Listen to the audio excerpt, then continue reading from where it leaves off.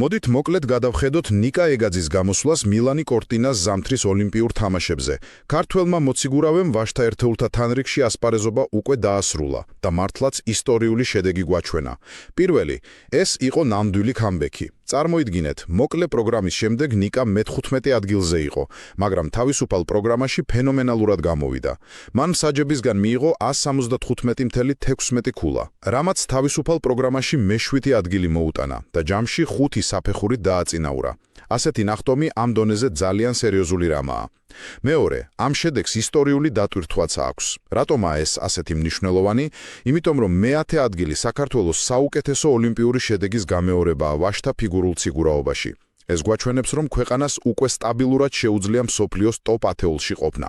და ბოლოს, თლიღნად შეჯიბრის სავსე იყო სენსაციებით. მთავარი ფავორიტი, ამერიკელი ილია მალინინი მერვე ადგილზე გავიდა. ოლიმპიური ჩემპიონი კი სრულიად მოულოდნელად ყაზახი მიხეილ შაიდოროვი გახდა.